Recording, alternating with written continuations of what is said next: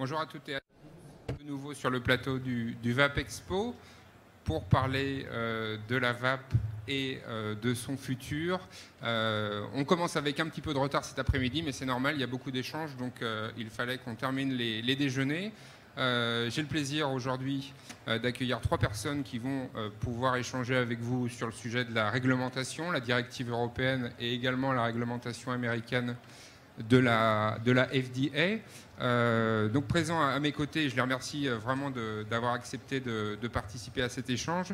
Cynthia Cabrera, vous êtes directrice exécutive du SFATA, l'association américaine en faveur des produits de la VAP. Nous avons également Patricia Kovacevic, General Counsel and Chief Compliance de la société Halo aux États-Unis, et Liam Humberstone, Technical Director de la société Totally Wicked au Royaume-Uni. Alors je pense qu'il y a beaucoup de questions qui se posent, c'est un sujet très vaste. On a fait le choix éditorial ici au VAP Expo de croiser l'approche européenne et américaine afin de voir les mises en perspective. On n'aura pas non plus la possibilité potentiellement de traiter tous les sujets, de répondre à toutes vos questions. Mais je pense que ce qui est important peut-être de se dire, c'est que nous avons, du moins pour l'Europe, cette date de mai 2016, avec aussi un sujet, celui de Totally Wicked et cette décision de justice, cette procédure judiciaire plutôt qui a été engagée, qui va voir aussi son issue prochainement. Donc cette décision de justice, on l'attend tous, afin aussi de connaître la position de la Cour de justice de l'Union européenne sur cette fameuse directive européenne et son article 20 concernant les produits cigarettes électroniques et liquides. Et ce que je vous propose, avant d'entamer le débat, c'est d'avoir la présentation de Liam par rapport à l'affaire judiciaire en cours en direction de l'article 20. Okay, hi, I'm Liam Humberstone. Liam Humberstone de Totally Wicked. J'aimerais vous parler de cette directive. Tout le monde en parle comme si cela pourrait arriver à un moment à l'avenir, mais en fait, la réalité, c'est que c'est devenu une loi en mai dernier. Et ça ne va pas disparaître. C'est quelque chose de très important et il y a très peu de gens qui savent comment y réagir. Mais j'aimerais commencer par dire d'où vient cette loi. En 2012-2013, le secteur de la vapologie était menacé par une réglementation tous azimuts. Et en compte tenu de cette menace, tout le monde a poussé un soupir de soulagement quand on a su qu'il y aurait un autre accès au marché et que les cigarettes électroniques seraient réglementées par la directive sur les produits du tabac. Et en fait, ce que les cigarettes électroniques ne sont pas, selon moi, c'est un produit de tabac. Puisque ce ne sont pas des cigarettes à combustion, elles doivent être réglementées différemment. Donc la directive européenne, dans son article 20, est fondée sur l'ignorance des risques posés par les e-cigarettes. Il y a également une ignorance de la manière dont les e-cigarettes et la vapologie et la technologie y afférente se sont développées. Et les cigarettes électronique ont été ajoutées en urgence au processus de la directive. Il n'y a eu aucune consultation ouverte et pas d'évaluation d'impact. Et il y a des gens qui ont pris part au processus parce que ils nous considéraient comme on était comme un médicament. Et je pense que ça, c'était une erreur. Je ne sais pas si on aura la chance d'avoir du succès dans notre contestation de l'article 20, mais qu'est-ce qu'est l'article 20 ? Il s'agit d'améliorer le fonctionnement du marché interne tout en conservant un haut niveau de protection de la santé publique. Donc comment améliorer cela ? Cela nécessite une notification très détaillée des produits 6 mois avant qu'ils soient mis sur le marché. Ça, c'est quelque chose qui va ralentir évidemment le développement du secteur des cigarettes électroniques Et ça va avoir un impact important sur les consommateurs. Les consommateurs ne pourront pas obtenir les derniers produits immédiatement. Le développement des produits va se faire beaucoup plus lentement. Et le marché noir va proliférer. Ils vont limiter les volumes d'unités qui peuvent être vendus, et notamment la teneur en nicotine, à 20 mg par litre. Donc cela semble tout à fait injuste pour les gens qui fument beaucoup, puisqu'ils ont besoin du niveau de nicotine le plus important. Donc ça veut dire que 25% des gens qui ont réellement besoin de cigarettes électroniques ne pourront pas en avoir. Et donc ce ne sera pas plus sûr. Il y a une exigence que tous les contenants et appareils ne représentent pas de danger pour les enfants, ne puissent pas présenter de fuite. Je ne sais pas s'il est possible, finalement, d'un point de vue technique, d'avoir des appareils remplissables qui ne puissent présenter de fuite. Il s'agit également d'interdire les ventes à distance ou les ventes transfrontalières. Et ça, la loi de Newton, c'est dire que voilà, si si vous ne faites rien à un objet, à ce moment-là, il va rester stable, mais c'est l'opposé qui se passe lorsqu'on y fait quelque chose. Une interdiction également de la publicité et de la promotion avec donc un marché où plus personne ne pourra acheter quoi que ce soit. Et cela représente beaucoup de difficultés pour le secteur de la vape. Comme on peut le voir ici à Paris, il va y avoir une notification des ingrédients qui sera de plus en plus complexe. Avec les différentes saveurs, il y a beaucoup de choses dont il faut rendre compte. Alors qu'en réalité, les produits sont déjà sélectionnés au départ. Il faudra faire des tests d'émission. Donc c'est extrêmement compliqué. Ça prendra quelques années.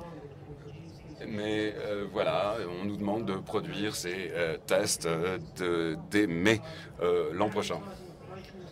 Des restrictions sur la publicité et la promotion, c'est un problème. À la lettre de la TPD, si je suis la TPD, la directive, je n'ai pas le droit de dire réellement ce que je pense de la vape. Mais continuer à y avoir des campagnes dans les médias alarmistes. Et s'il y a beaucoup de réglementation qui dit que les cigarettes électroniques c'est dangereux, évidemment, il va y avoir beaucoup de choses publiées dans ce sens. Et il y aura et tout le monde, tous les journalistes vont dire ce n'est pas du tout aussi sûr, aussi peu dangereux que ce qu'on pensait qu'elle l'était en août. Et en fait, la réalité est qu'elles sont beaucoup plus sûres que les cigarettes de tabac. Le dernier problème, les États membres, l'interprétation que chaque État membre pourra faire de la manière dont appliquer la directive. Ça va être une grosse difficulté sur certains marchés. On a déjà vu des lieux comme l'Italie, l'Espagne, la Finlande, qui ont des manières très draconiennes d'interpréter la directive, et puis on peut s'attendre à ce que d'autres nations fassent la même chose. Donc de gros problèmes.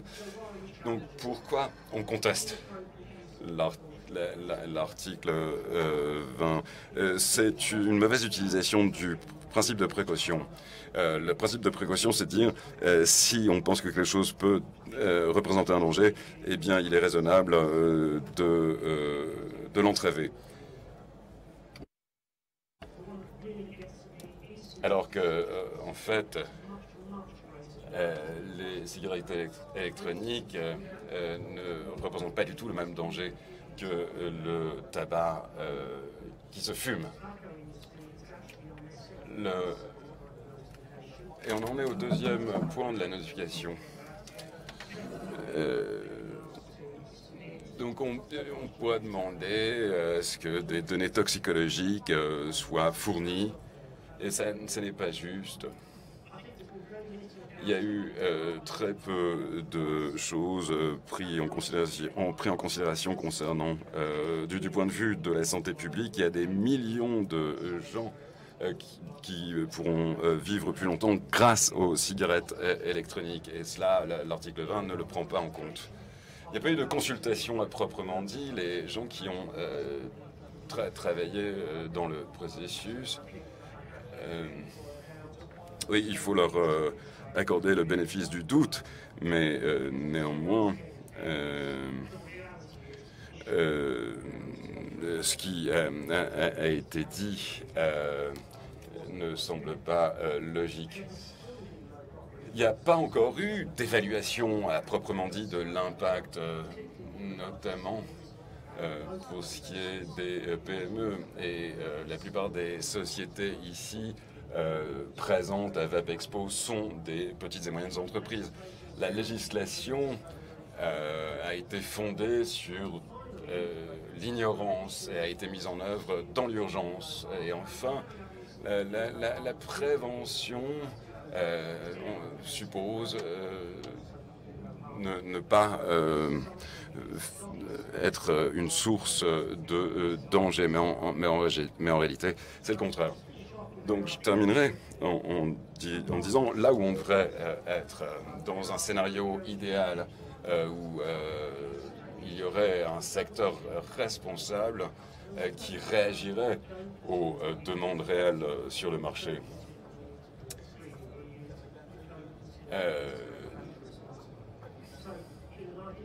Dans un monde idéal, le marché serait le moteur de l'événement. La santé, les sociétés de santé, les sociétés médicales et pharmaceutiques pourraient donner des informations pertinentes, des conseils pour mieux servir les intérêts publics. Et dans un monde idéal également, le BSI Pass et la norme AFNOR feraient exactement ce qu'elles font actuellement, à savoir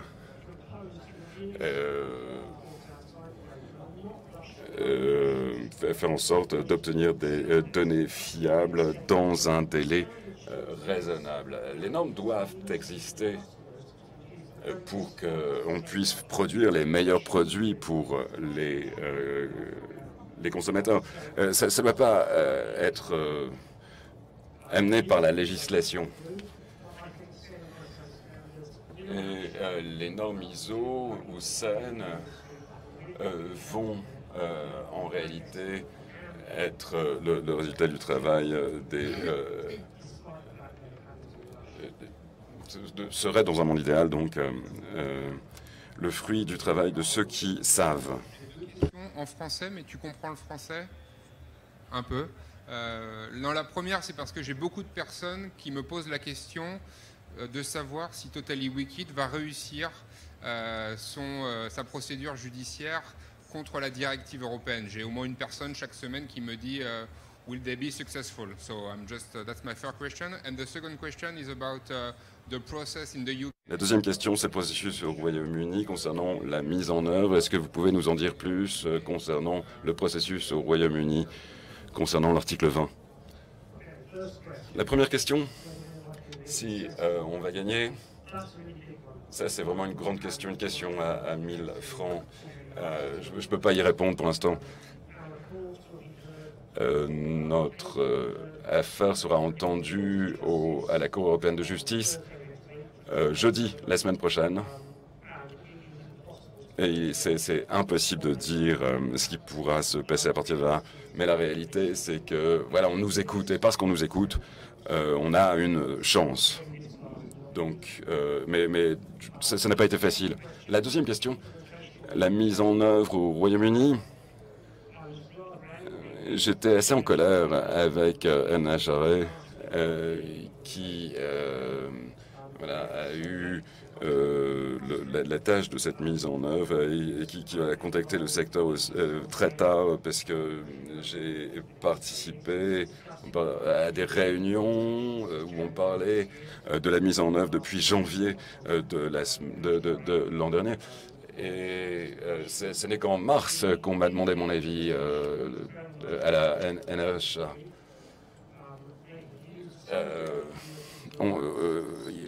Il y a certaines ambiguïtés qui ont été utilisées pour limiter la capacité du liquide. Et lorsqu'on vend un appareil vide sans nicotine, parce que ça peut être utilisé pour vapoter du liquide avec de la nicotine, eh bien, il doit y avoir un avertissement sur l'appareil. Alors qu'en réalité, lorsqu'un appareil ne contient aucune nicotine, évidemment, il ne peut pas donner lieu à aucune addiction. L'eau plaît aux vapoteurs américains, mais je crois savoir aussi qu'elle plaît aux vapoteurs européens dans différents États membres. Comment votre société envisage-t-elle la directive européenne, la fameuse TPD, et comment voyez-vous aussi la multiplicité des réglementations selon les États membres? Parce que c'est vrai qu'on a eu l'Union européenne qui, depuis le début, expliquait qu'elle voulait harmoniser au niveau européen, et ces mois-ci, on se rend compte qu'on va avoir probablement, quand bien même on aura un cadre général, une réglementation spécifique par État membre et peut-être aussi une notification par État membre. Comment vous voyez la mise en œuvre de la directive européenne? Mesdames et Messieurs, chers distingués, merci de m'avoir invité à partager notre expérience américaine et notre vision sur la directive européenne auprès de ce public très passionné. Chez nous, chez Allosig, ou bien encore chez Nicopure Lab, qui fait Allosig, vraiment nous avons décidé de prendre le chemin de la prudence. Donc, on examine soit la directive européenne, soit la manière dont cette directive va être implémentée dans les variés pays de l'Europe, mais aussi on doit en même temps se préparer pour ce qui nous attend en Amérique. Parce que c'est comme nos produits sont faits en Amérique, à la Floride, en effet, il est bien plus possible que la réglementation américaine va entrer en vigueur pour nous avant de la directive européenne. Donc, je vais me concentrer, pour commencer, je vais vous donner un instant la perspective américaine très brièvement, parce que ma collègue Cynthia Cabrera va en parler plus en détail. Et puis, je vais partager quelques pensées sur la directive européenne. Donc, comme vous savez, Allosig a commencé il y a 6 ans en Amérique. Et dès 2009, qui est la même année que notre organisation a commencé, la loi du contrôle du tabac est adoptée aux États-Unis. Et cette loi, elle donne le pouvoir à la FDA, la Food and Drug Administration, sur les produits du tabac. Donc, en Amérique, c'est différent. En Amérique, les cigarettes électroniques vont être considérées produits du tabac, malheureusement, parce que je suis d'accord avec les autres. Vraiment, les cigarettes électroniques n'ont rien à voir avec les cigarettes conventionnelles. Donc, 2009, au moment où la loi a été adoptée, en effet, le Congrès américain ne comptait que 3 types de produits du tabac. Dans le cadre d'application de cette loi du contrôle du tabac, les cigarettes, le tabac utilisable par voie orale qui est permis aux États-Unis, il est interdit, comme vous savez, en Europe, et les joints personnels. Donc, vraiment, maintenant, la FDA est autorisée à apporter plus de produits du tabac sous cette loi. La seule exigence étant que les 10 produits soient fabriqués ou dérivés du tabac. De cette manière, parce que dans les cigarettes électroniques, parfois on a normalement de la nicotine, et aujourd'hui c'est vraiment seulement le tabac qui peut nous donner la nicotine. Il y a des essais de dériver nicotine des autres substances, ou bien de le faire dans le laboratoire, mais quand même, au présent, c'est seulement nicotine dérivée du tabac. Donc, parce que la nicotine des cigarettes électroniques dérivée du tabac, dans les États-Unis, ces produits très tôt vont être considérés du tabac. Donc, chaque jour maintenant, on attend en effet la réglementation parce qu'en 2014, la FDA, qui est, comme je disais avant, une agence du ministère de la Santé du gouvernement américain, la FDA a déjà donné un projet de réglementation. Donc, nous avons vu ce qu'ils vont faire avec les cigarettes électroniques. Et ça, c'est très dur. En Amérique, en effet, par différence de l'Europe, on aura besoin de l'accord de la FDA pour modifier de n'importe quelle manière nos produits après le passage de ces réglementations ou bien dans quelques mois après le passage. Donc, si une fabrique de cigarettes électroniques se trouve en Amérique, elle va être soumise à l'autorité de la FDA et elle va être inspectée, contrôlée par la FDA. Ils vont envoyer des inspecteurs donc autorisés. Et même avant de pouvoir envoyer les produits en Europe, on doit être en effet au courant et on doit respecter les lois américaines. C'est comme ça parce que la fabrique se trouve en Floride. Par contre, pour nous, chez Allosig, je crois en faire la comparaison avec l'Amérique, c'est plus facile en Europe. C'est plus facile parce qu'ici, on doit seulement notifier l'autorité centrale ou bien informer de nos ingrédients ou bien des autres caractéristiques du produit. Mais on n'a pas besoin de l'accord de cette autorité européenne. En Amérique, on aura besoin de l'accord de la FDA.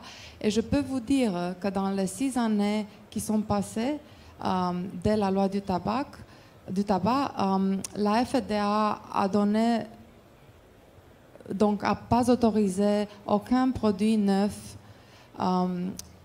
du tabac conventionnel, seulement des changements de produits qui sont modifiés très peu. Et en effet, ça signifie que ça va être très très difficile en Amérique de changer les produits qui sont sur le marché au temps de la réglementation.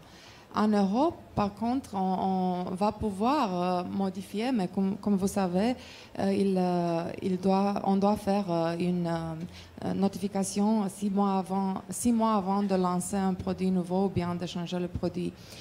Est-ce qu'il est difficile? Oui, est-ce qu'il est difficile de le faire? Surtout si chaque pays va interpréter la directive européenne avec des contraintes diverses sur le marketing ou bien la publicité. Oui, ça va être très, très dur. Est-ce qu'on peut faire quand même...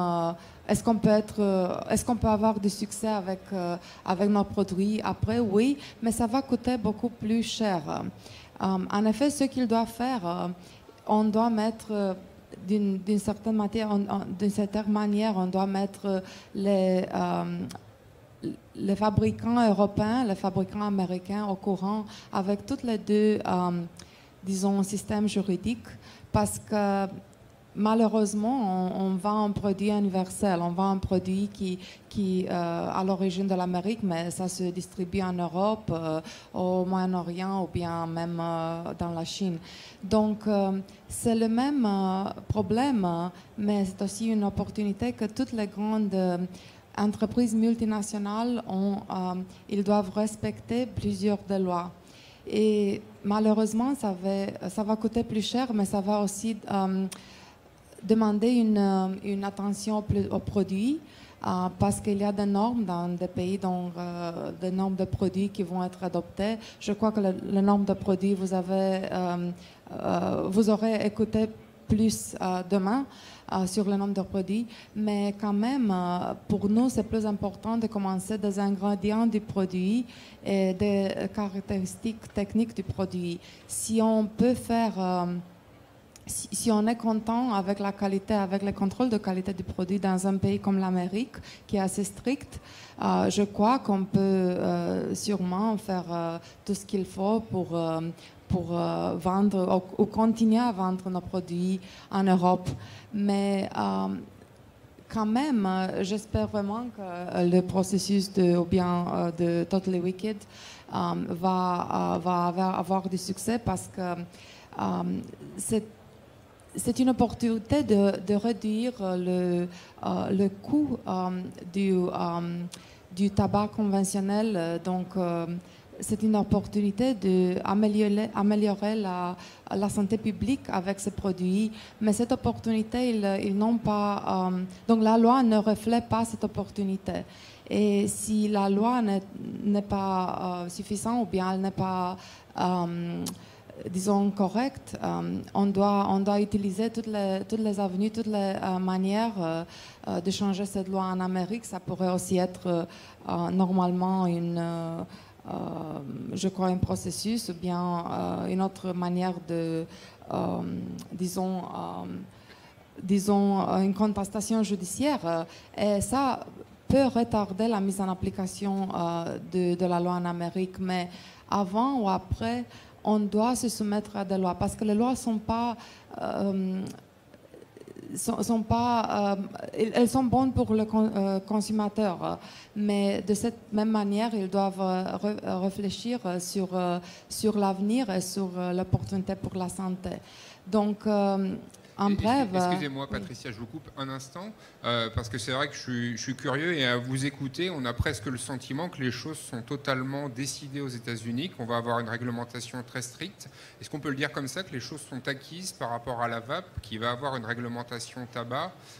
Bon, il peut y avoir des contestations judiciaires, mais la logique veut que c'est terminé avec la FDA. C'est comme ça que vous voyez les choses?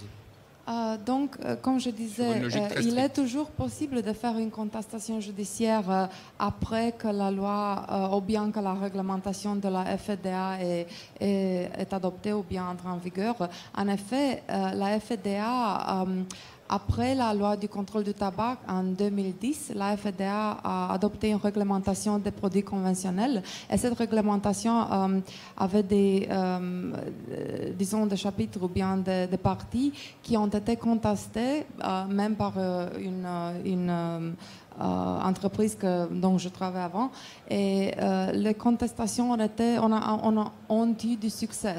Donc maintenant, la loi du tabac du contrôle du tabac, elle ne s'applique au 100%, même pour les produits conventionnels. Il y a des changements parce qu'en Amérique, en effet, les cours de loi, ils peuvent tout à fait, disons, fermer ou bien interdire à la FDA de mettre en vigueur des parties de cette loi. Mais à la fin, je crois que la loi va être mise en vigueur, peut-être pas tout entière, mais une grande partie de cette réglementation.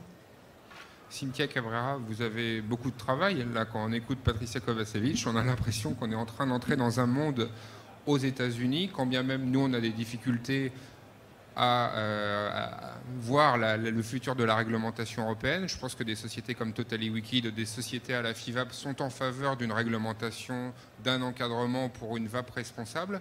Aux États-Unis, les choses vont peut-être encore un peu plus loin. Comment vous vous positionnez et quelles sont aujourd'hui les actions du SFATA vis-à-vis de cette future réglementation américaine ?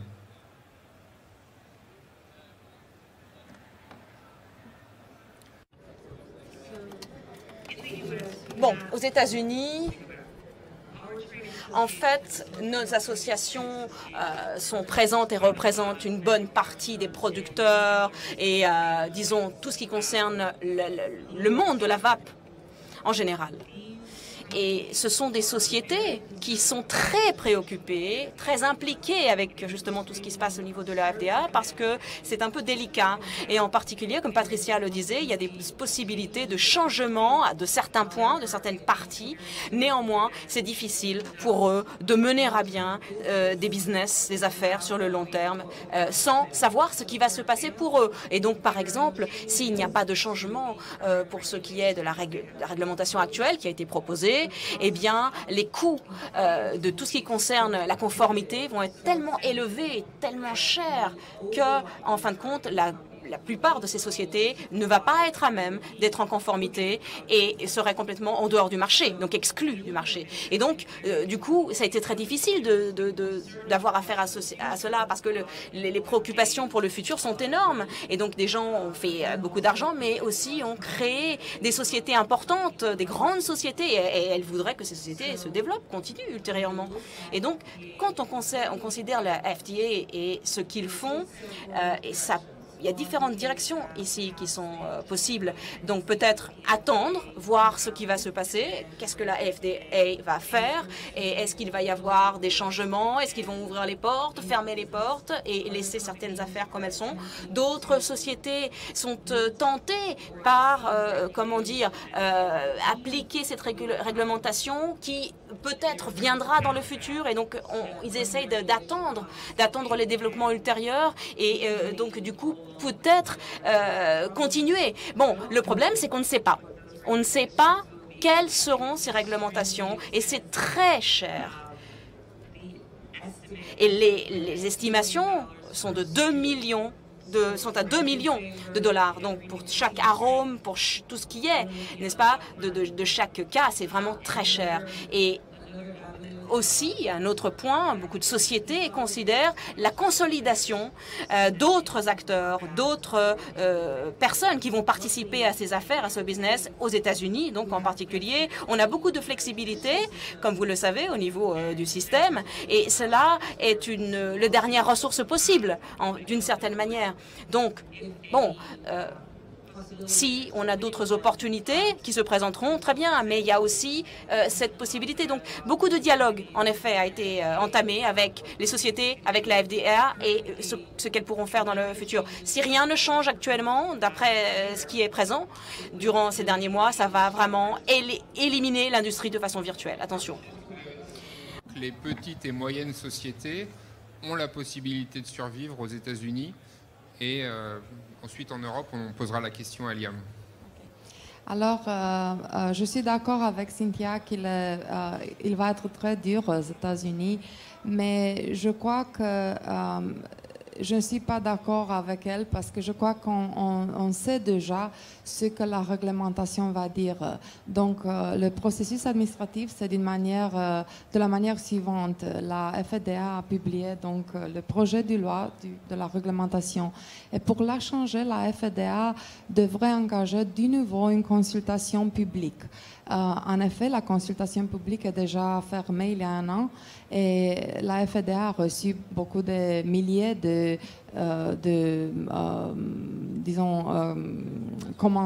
commentaires sur cette consultation. Et donc, selon le processus administratif américain, il devrait le refaire. Par contre, la FDA, c'est sous pression du Congrès américain et du public de passer ce projet de loi. Alors, ils ne peuvent pas le changer beaucoup. Donc, on a déjà vu ce qu'il dit. Et ce qu'il dit est très simple. C'est seulement 2 ou 3 paragraphes. Il dit que les produits dérivés du tabac vont être réglementés aussi comme les produits du tabac, comme les cigarettes, comme les produits de tabac qui sont déjà réglementés. Et puis, dans le texte de la loi qui est passée en 2009, on peut voir déjà ce que ça signifie. Donc, je crois qu'il en a déjà eu une année et demie de se préparer, mais pour une entreprise comme la nôtre ou bien les entreprises plus grandes, vraiment on a l'expertise, on a les moyens, donc on peut se préparer. C'est absolument vrai que les entreprises très petites, ça va coûter trop cher pour eux et même aussi, Cynthia, je suis d'accord avec elle, que ça signifie peut-être un 85%, même 90%. 50% du marché. Donc je crois que dans une année et demie, vraiment, on va rester avec le marché noir, donc les produits qui ne sont pas autorisés, et les produits légaux qui seraient une dizaine d'entreprises. Donc ça va être très dur, en effet, aux États-Unis. Mais la FDA ne va pas éliminer les entreprises tout de suite. Vous ne devez pas penser que le jour que la loi ou bien la réglementation passe en Amérique, que la FDA va aller et fermer les fabricants. Non. En effet, c'est le processus d'obtenir l'accord de la FDA pour des nouveaux produits qui va fermer un à un les fabricants plus petits. Donc, je crois que aucun fabricant, ils vont survivre notre 2 ou 3 années, mais après ça, à la fin, la FDA va commencer à les fermer. Là, Liam, on touche vraiment au principe de proportionnalité, la question de la proportionnalité qui est présente dans la procédure judiciaire de Totally Wicked. Pour l'Europe, est-ce que tu as le sentiment que la proportionnalité peut encore exister par rapport à ce produit infiniment moins dangereux que le tabac? Et est-ce que les petites et moyennes sociétés européennes vont pouvoir continuer de travailler en Europe? Well, yeah, it's interesting. C'est intéressant de parler de cela parce que disons qu'il faut vraiment considérer la FDA et la réglementation qui est tellement draconienne et cette disproportion, c'est impressionnant. Et en effet, il y a toute une industrie ici qui est touchée. Et disons, d'un point de vue britannique, bien sûr, Totally Wicked était un acteur assez important, peut-être le plus important au Royaume-Uni. Mais je suis tout à fait conscient que notre industrie aussi a beaucoup de petites et de moyennes entreprises, de petites affaires ici et là. Et donc, bon, c'est certain, les gens font un travail excellent et ils sont responsables. Donc, voilà. Et je pense que en Europe, il y a des potentialités pour les personnes de survivre par le biais de cette réglementation. Même s'il y a des défis importants à relever, ça va être cher, comme on l'a dit. Bon, peut-être pas aussi cher qu'aux États-Unis, évidemment, mais néanmoins, pour la plupart des PME, il y a des proportions de revenus qui vont être dépensés sur ces, justement, changements, etc. Donc, bon, alors, bien sûr que c'est une disproportion parce que, comment dire, on peut vendre des produits à bas marché, à bon marché, et donc il y a un effet qui va créer, comment dire, des conséquences incroyables. Et donc, bien sûr, il faut pouvoir contrôler tout cela. Et donc, oui, je pense que c'est une grande disproportion par rapport aux États-Unis. Et, bon, bien sûr, par rapport à la FDA, ça n'a rien à voir, c'est certain. Il y a aussi la question de la perception de la vape, de l'industrie en général, et l'image qui est parfois toujours mauvaise. Cynthia, avant de continuer, je vais vous montrer une vidéo que vous avez probablement déjà vue du California Department of Public Health. C'est une vidéo qui a fait parler d'elle. On va la regarder et ça va nous permettre de continuer le débat. The aromatic annual called tobacco.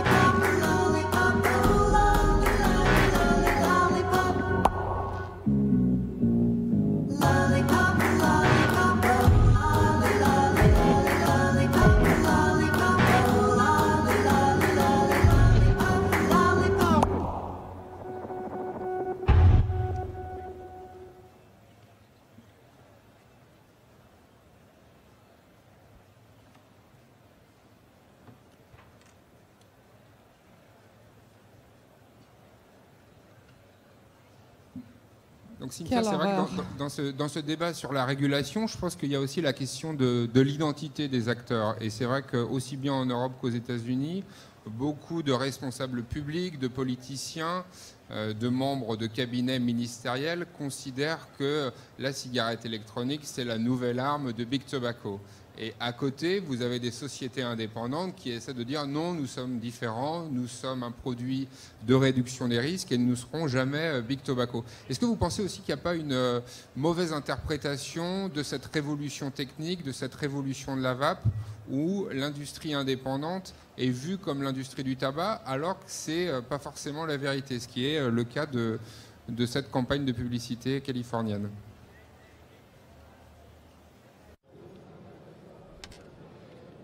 Oui, bien sûr, l'un des problèmes que nous devons gérer, c'est cela, c'est-à-dire le manque de compréhension de la part, justement, de l'industrie de la vape. Et en effet, aux États-Unis, on a beaucoup de chance parce que cette industrie est très vibrante et très importante et elle a beaucoup d'acteurs.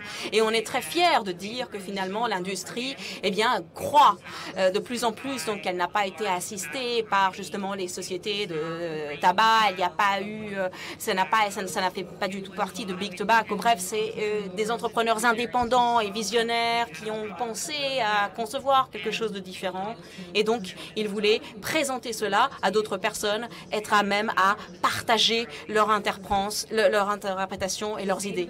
Et en fait, en Californie, c'est l'État qui a créé cette vidéo qu'on vient de voir, eh bien, est très difficile à gérer pour moi et aussi pour tous mes collègues parce que, comment dire, c'est terrible ce message. C'est un gros problème ici qui est véhiculé comme message et c'était un petit peu ground zero au niveau du contrôle du tabac. La Californie est anti-tabac et donc c'était ironique finalement qu'ils ne comprennent pas que voilà, l'industrie de la vape finalement sont en train de comment dire, de devenir des ennemis. Et donc c'est ça en fait.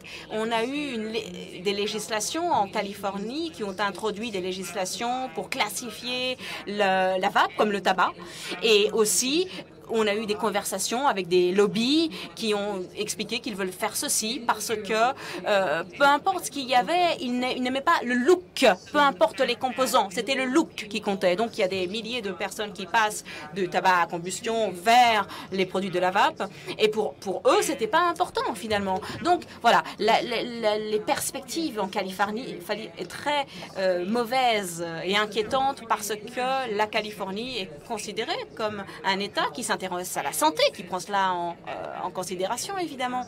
Et donc, le manque d'information de leur part est très dangereux et c'est des dégâts énormes. La façon dont les législateurs californiens ont mené à bien ceci est terrible. Ils sont, en fait, comment dire, ils préfèrent que les gens continuent avec la cigarette traditionnelle plutôt que d'utiliser et d'aller vers les produits de la vape.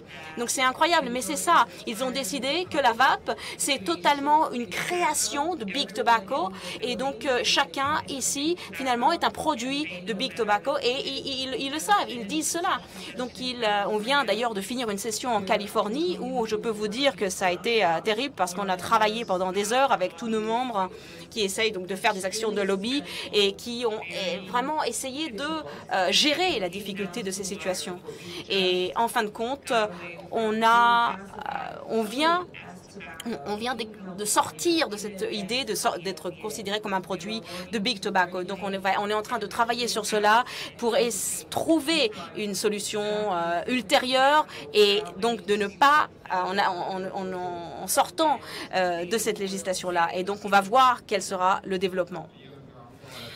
Les pouvoirs publics quant à la vape, il y a quand même ce grand changement ces derniers temps pour rebondir sur la Californie avec le rapport du Public Health England. Est-ce que tu as le sentiment que ce rapport indiquant que la vape est 95% moins nocive que le tabagisme peut changer aussi la perception globale du produit?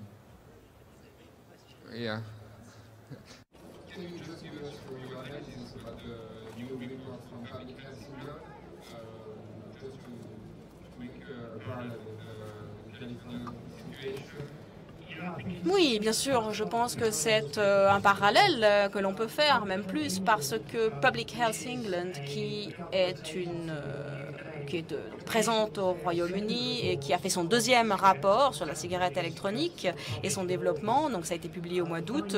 Et en fin de compte, c'était très intéressant, les conclusions. La plupart sont, comment dire, familiers pour la plupart d'entre nous, parce que c'est ce sont des conséquences positives, des résultats positifs.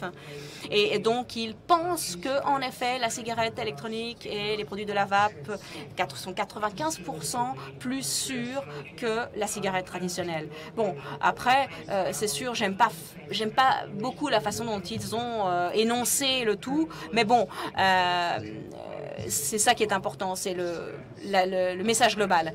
Mais voilà, donc c'est ça qui est important, les 95%. Et puis d'autres conséquences, d'autres résultats, donc tout ce qui est lié aux catégories à l'intérieur des rapports, il n'y a pas d'évidence claire que les adolescents utilisent l'e-cig, etc.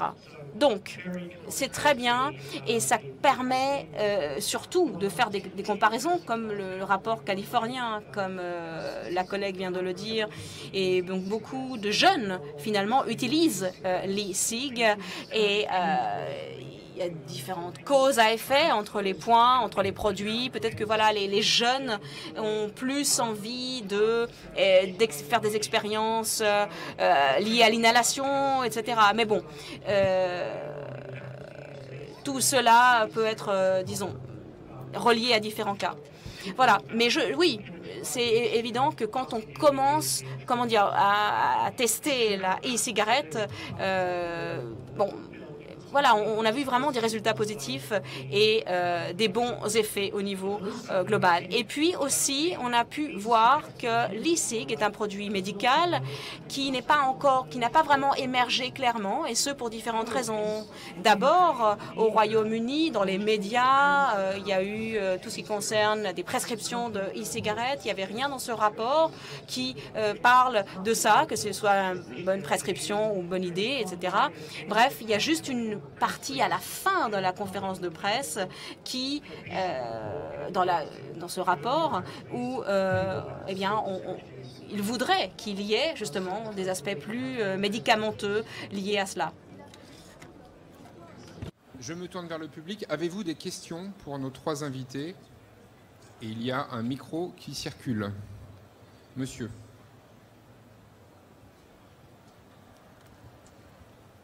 May I Tout d'abord, au nom d'un bon nombre de vapoteurs et de la communauté de vapologie, je voudrais remercier Liam et sa société pour le courage et le dévouement dont ils font preuve pour s'attaquer à la directive, de telle manière que si tout se passe bien le 1er octobre, j'invite tous mes amis français à chanter God Save the Queen. Patricia, vous pouvez également vous y joindre à cette chanson. Ma question, c'est, je pense que voilà, on a parlé de systèmes ouverts, de cigarettes électroniques avec réservoir de 2e, 3e génération. Comment pensez-vous que la législation va, quel effet cela pourra avoir sur les cigalikes ou la 1re génération de cigarettes électroniques, les cigarettes scellées notamment?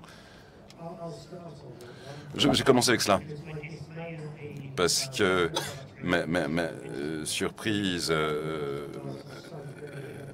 a été grande de voir que c'est ce type de dispositif qui était favorisé.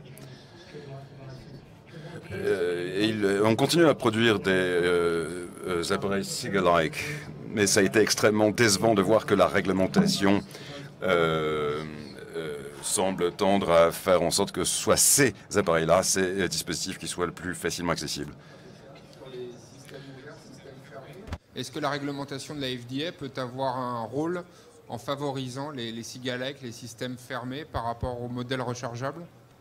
Donc, la réglementation que la FDA est sur le point d'adopter ne va inclure à ce moment-là aucune normalisation de produits. Et donc, ça ne va pas inclure, ne va pas interdire le liquide ou bien le changer. Ça devrait être le même pour les deux. Quand même, on a vu un développement au niveau des États Donc les États de l'États-Unis qui ont leurs lois qui sont indépendantes de la loi fédérale, ils peuvent importer des taxes ou bien des autres réglementations locales au niveau, par exemple, de l'Indiana ou bien de Massachusetts ou bien de la Californie, qui en effet vont favoriser les cigars-like et non les liquides. Donc c'est ça le problème dans les États-Unis. Avec la FDA, dans l'avenir, ça serait plus difficile pour les liquides parce qu'ils vont... la fabrication des liquides va être plus surveillée, mais immédiatement, non. C'est au niveau des États qu'on voit déjà un changement en attitude. Cynthia, est-ce que le marché noir va exploser aux États-Unis si on suit les recommandations de la FDA?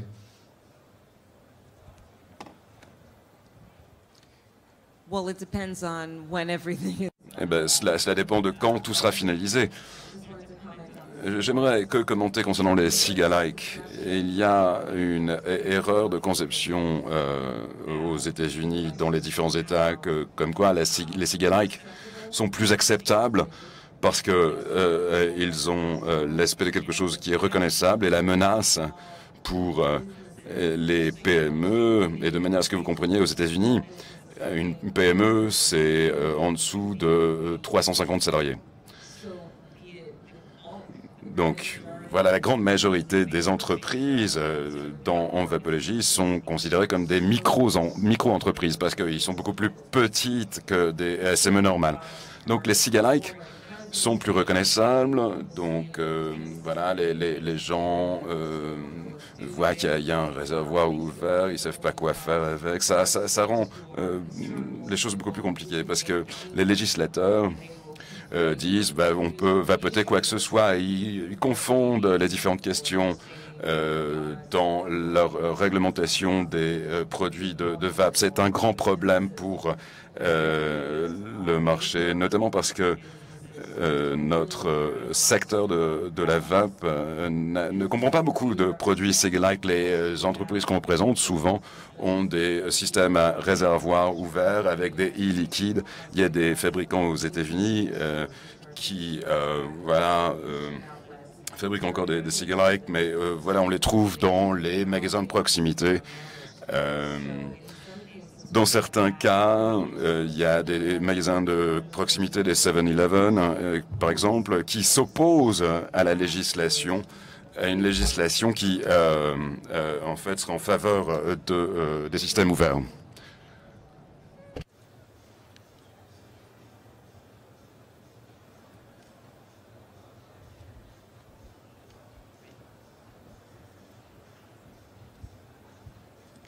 Et merci à tous pour toutes les présentations, pour le panel.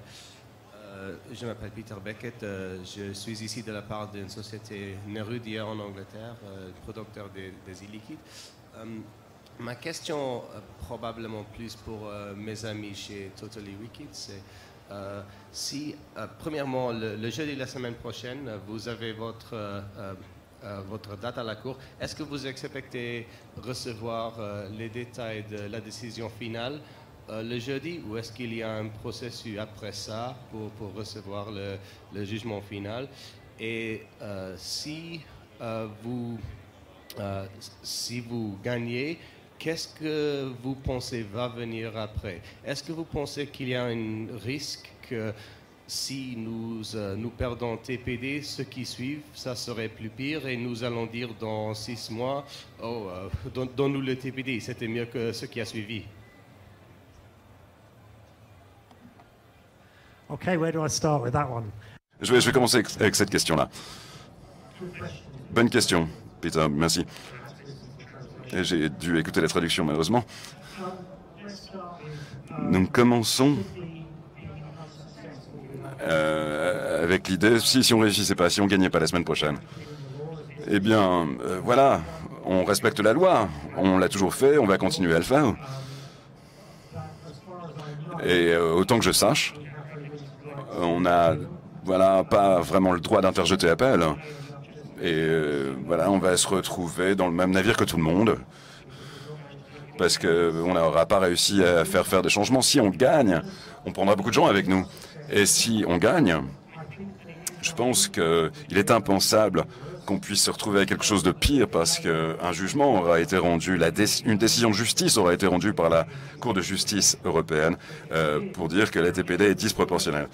Donc, est-ce qu'on pourrait avoir quelque chose de pire? Je pense pas. C'est pas réaliste. Voilà, la décision va dire, en l'occurrence, si on gagne, que la directive est excessive. Et voilà, si on gagne, il y a des gens qui disent qu'il va falloir prendre la voie médicale. C'est pas le cas. Donc, à quoi ressemblera une victoire si on gagne? Je ne sais pas si on pourra éliminer l'article 20 de la directive entièrement. Ce serait fantastique, évidemment, puisque ça veut dire que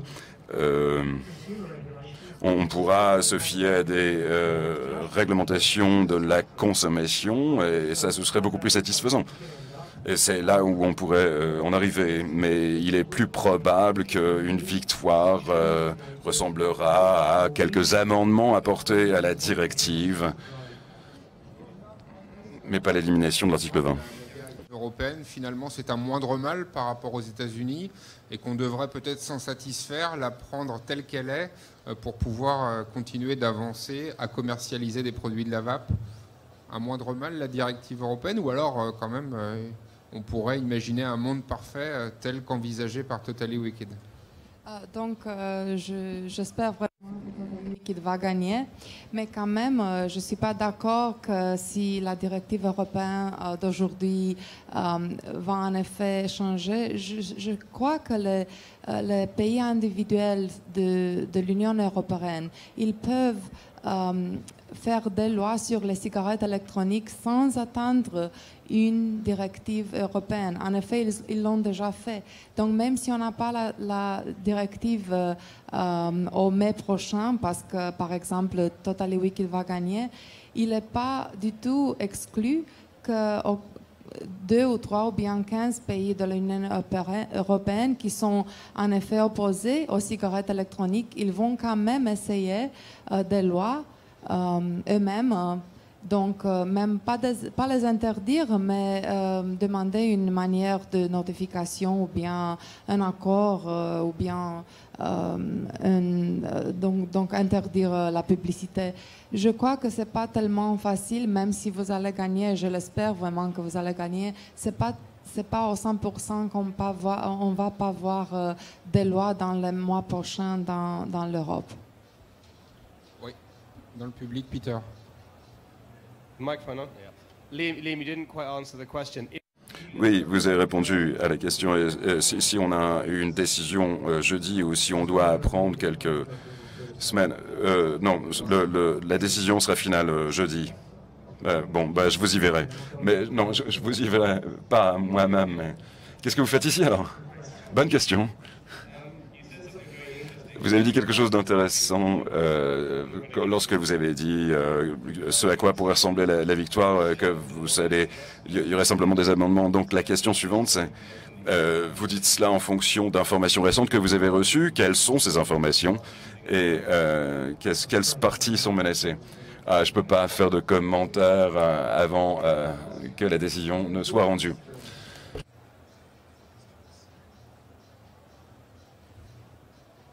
Moi, j'ai encore une question pour Cynthia. Par rapport à la publicité, c'est vrai qu'on n'en a pas parlé. La FDA aussi va réglementer la publicité. Va-t-elle l'interdire? Aux États-Unis, on a l'habitude de pouvoir avoir des publicités pour les produits du tabac. Qu'en est-il de la publicité de la vape aux États-Unis dans les prochains mois?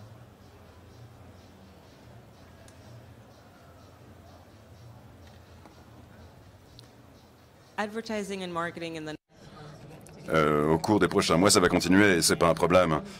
Et l'une des problèmes qu'on a aux États-Unis, et Patricia et moi-même, vous pourrez passer 5 heures à parler de cela, c'est l'idée du marketing aux États-Unis et comment c'est perçu par les responsables de la santé publique ou la FDA ou les législateurs.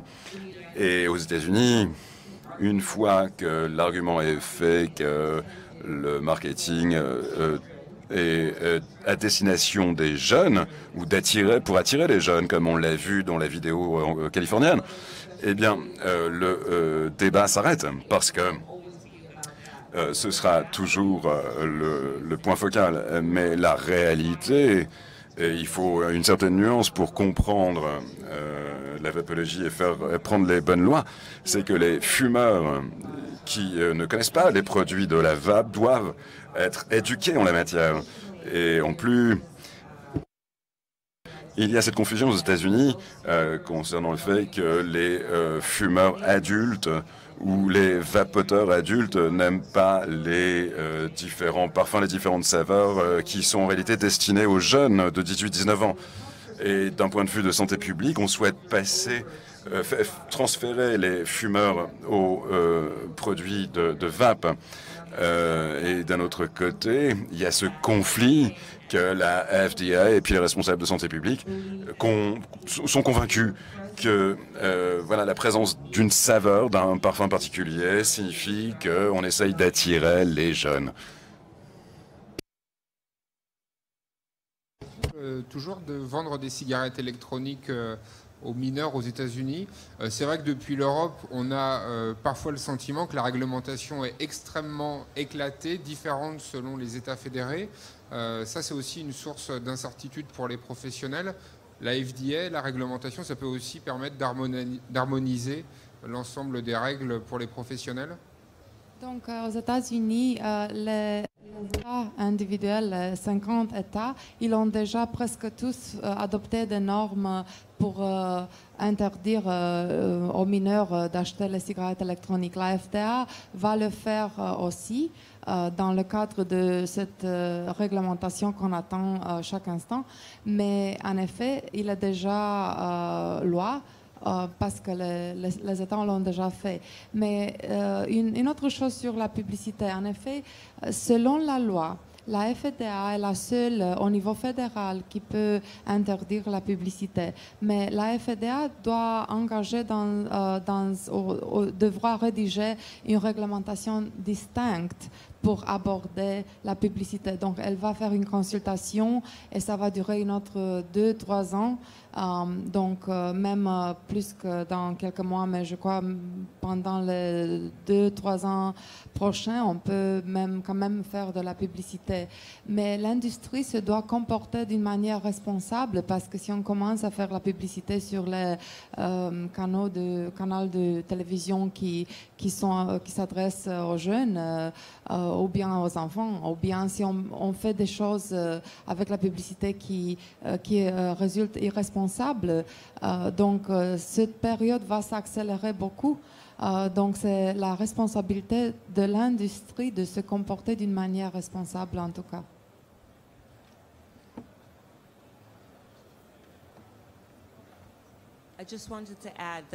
J'aimerais ajouter que il y a un élément subjectif lorsqu'on parle de marketing aux États-Unis. Il y avait une campagne de marketing d'une société de cigarettes électroniques et ils ont utilisé une femme qui avait 40 ans, une quarantaine d'années, et ils ont été accusés d'essayer d'attirer les garçons de 15 ans avec cette femme de 40 ans. Et il y a beaucoup de gens de la communauté de la vapologie qui se sont dit, mais non, en fait, peut-être c'est pour attirer les hommes de 40 ans avec cette femme de 40 ans. Donc il y a cette idée que voilà, le marketing, c'est subjectif. Et aux États-Unis, actuellement, il n'y a pas de plateforme où on parle tous la même langue. La FDA dit une chose, les responsables de la santé publique disent autre chose, le marketing, la publicité dit autre chose avec une jolie femme qui porte un bikini. Et finalement, tout ce qu'on voit, c'est le bikini. Ça, c'était un problème. Lorsqu'ils utilisent une couleur comme le jaune ou le rose, c'est un problème. Donc la question, c'est qu'est-ce qui est approprié comme campagne de marketing, nous, en tant qu'adultes, eh bien, on est responsable. Au Royaume-Uni, il y a tout un ensemble de réglementations en matière de marketing qui est en place. On ne peut pas voilà, avoir des gens dans les publicités qui ont moins de 25 ans, par exemple. Les restrictions, c'est un ensemble de restrictions qui sont en réalité, d'après moi, assez raisonnables et que la plupart des sociétés devraient respecter.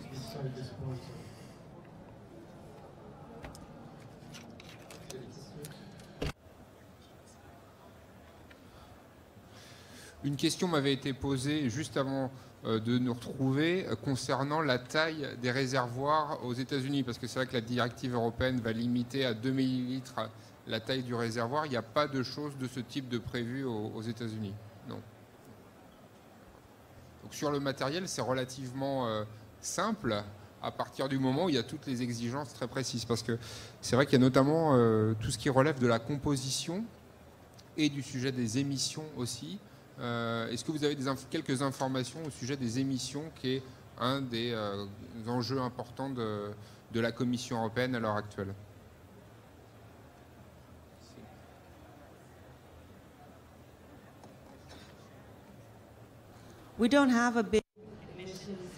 On n'a pas vraiment un gros problème d'émissions aux États-Unis. La bataille avec nous, c'est les liquides. Aux États-Unis, déjà, là, si vous regardez les batteries, par exemple, une majorité des batteries viennent d'Extrême-Orient. Il y a beaucoup de conditions voilà, qui nous amènent à importer ce type de batteries. Les émissions, c'est pas vraiment un problème qui est soulevé. Elle va donc demander de faire un listing des émissions ou bien un listing des ingrédients, donc de rapporter les ingrédients à la FDA. Mais en effet, ça c'est pas l'accord qui est nécessaire. Ça se peut faire sans problème. Ça va coûter plus cher parce que normalement on va faire des tests sur le produit. Mais je crois que ça va aussi durer une autre année ou bien plus avec la nouvelle réglementation. Donc c'est plus facile. Patricia, pour être un tout petit peu plus technique, c'est vrai qu'en Europe, on serait dans une logique déclarative, de déclaration, tandis qu'aux États-Unis, il y aurait une logique de respect des exigences. Donc il faudrait respecter des éléments fixés par la FDA. C'est ça qui va être très difficile. Non. On doit avoir l'accord de la FDA pour changer le produit. Donc la FDA ne va pas donner des exigences. Ils ne vont pas faire une description du produit.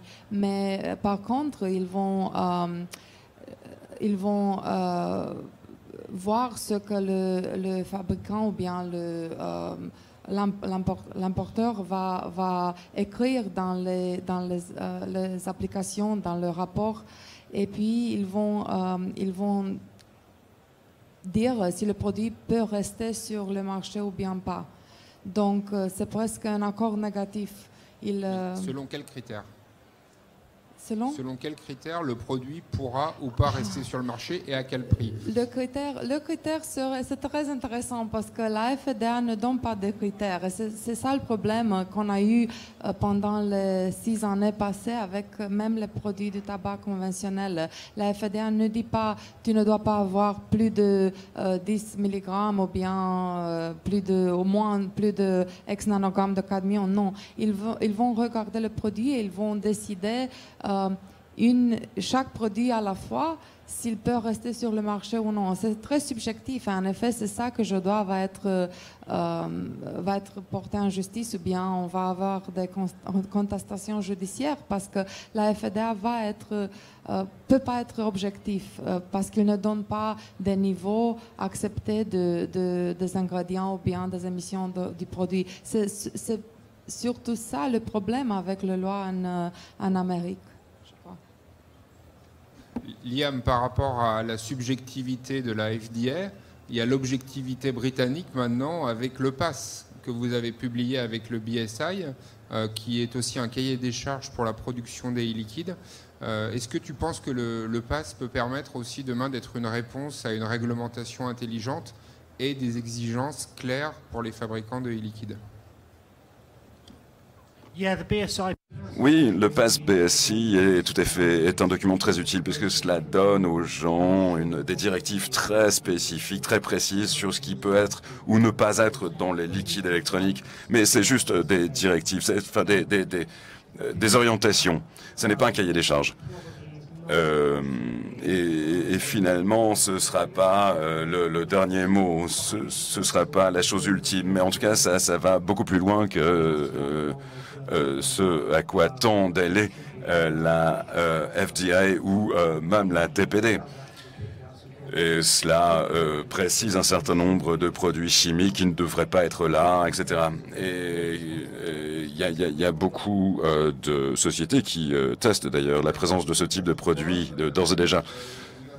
Depuis hier de VAP fiction, de fiction VAP, en posant la question, selon vous, dans 10 ans, où en sera la vape, ou quelle sera la prévalence tabagique, et puis verra-t-on plus de vapoteurs que de fumeurs? Comment vous voyez les tendances, les trends sur les prochaines années? Donc là on est en 2015, en 2025, est-ce qu'il y aura certainement plus de vapoteurs que de fumeurs? Est-ce qu'on va assister à la fin du tabac, malgré une réglementation qui pourrait être très stricte, comme vous nous l'avez exposé?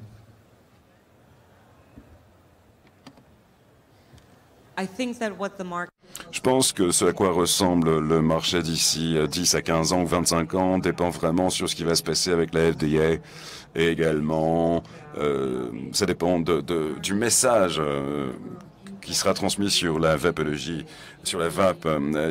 Actuellement, le nombre de personnes qui croient que la vape c'est aussi dangereux que le tabac est en croissance.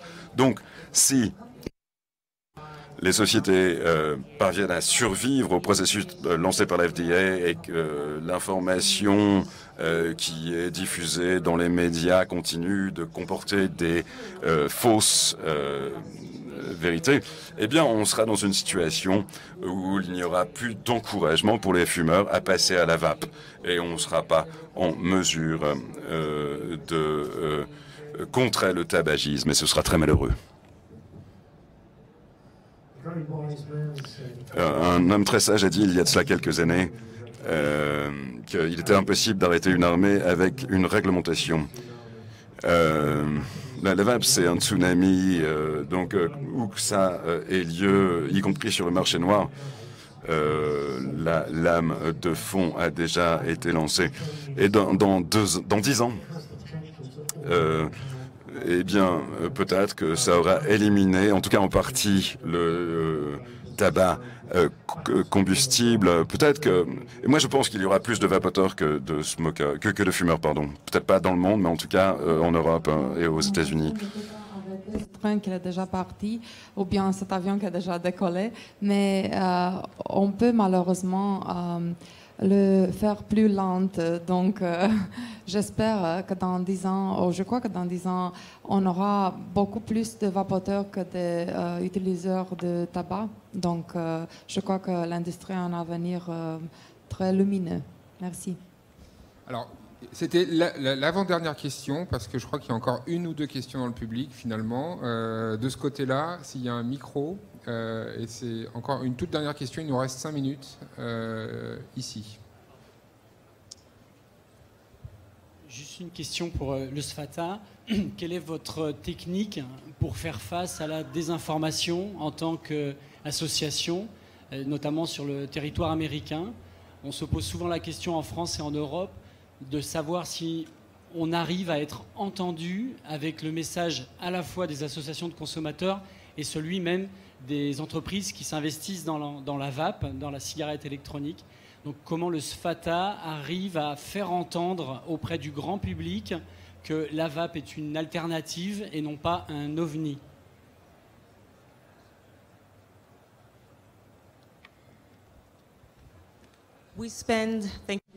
Merci pour la question. On passe beaucoup de temps à rencontrer des législateurs, à leur expliquer ce qu'est la différence entre la vape et le tabagisme. C'est un processus très long et très laborieux parce que il y a énormément d'idées préconçues et les dégâts ont déjà été faits. Donc c'est très difficile. En Californie, par exemple, on est allé à différentes audiences et On a utilisé nombre d'études pour expliquer ce que peut être la vape pour la santé des fumeurs. Et le problème, c'est que, et je serai honnête avec vous, en Californie, voilà, c'est 75 millions au cours des 5 prochaines années dépensés dans des campagnes donc pour discréditer la vape. On n'a pas ce même budget, donc notre travail est beaucoup plus lent et on emploie des lobbyistes, des activistes. Il y a des membres de SFATA qui rencontrent directement des parlementaires, etc. Mais voilà, c'est un travail de fond. On essaye de se connecter avec les gens locaux et puis on essaye de remonter vers Washington DC. Mais c'est un processus très long, très lent. Et je dis toujours aux vapoteurs et aux sociétés de vape, l'idée c'est pas d'éduquer les vapoteurs, mais les non-vapoteurs, parce que ce sont ceux qui résistent à la technologie. Et un petit complément. Justement, je rentre des États-Unis où la légalisation des produits du cannabis en fait est devenu aujourd'hui un vrai business. On voit qu'il y a un salon du business du cannabis. Alors bien sûr, c'est pour des vertus thérapeutiques, mais ils sont allés finalement assez vite. Ils ont fait entendre que, a priori, ça a été perçu comme une nécessité médicale de consommer le cannabis. Et pourtant, c'est à la base un produit à fumer, aussi quelquefois issu de la combustion. On trouve ça étrange parce qu'on dit bah oui, mais ça se fume pas quand on parle du cannabis, alors qu'il me semble que l'écart entre la vape et le tabac est bien plus fort que l'écart entre la vape et le cannabis. Et donc la Californie est un pays qui a autorisé ce business, alors qu'il a complètement interdit la vape.